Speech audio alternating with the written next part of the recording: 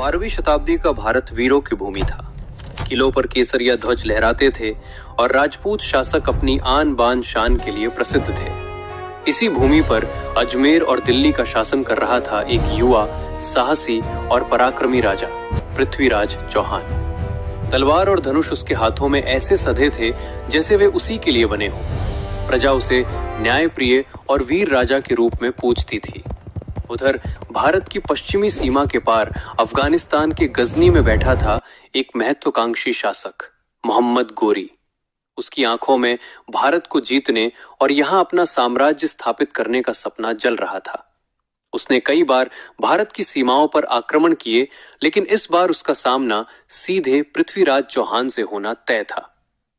पहला तराइन युद्ध 1191 ईस्वी। हरियाणा की तराइन भूमि पर दोनों सेनाएं आमने सामने आईं। राजपूतों की युद्ध घोष से धरती कांप उठी।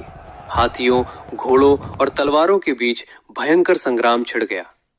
पृथ्वीराज स्वयं युद्ध भूमि में उतरे और अपनी वीरता से शत्रु सेना को पीछे धकेल दिया। मोहम्मद गोरी घायल हुआ और युद्ध हार गया। उसे बंदी बना लिया गया, लेकिन वीरता और क्षमा के प्रतीक पृथ्वीराज ने उसे मारने के बजाय जीवन दान देकर छोड़ दिया। यही क्षण इतिहास में एक बड़ी रणनीतिक भूल के रूप में जाना गया।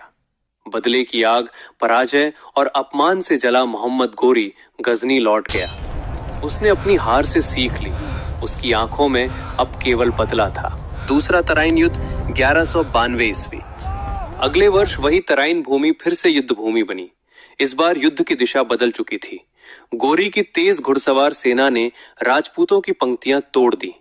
दिन भर चले संघर्ष के बाद वीरता, छल और रणनीति के आगे हार गई। पृथ्वीराज चौहान पराजित हुए और बंदी बना लिए गए।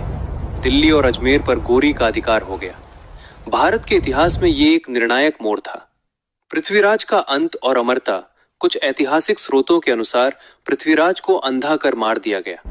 वहीं एक प्रसिद्ध लोक कथा कहती है कि अंधे पृथ्वीराज ने शब्दभेदी बाण से मोहम्मद गोरी का वध कर दिया। तराइन का रण आज भी हमें ये सिखाता है कि वीरता आवश्यक है, लेकिन रणनीति और समय का निर्णय इतिहास की दिशा बदल देता है।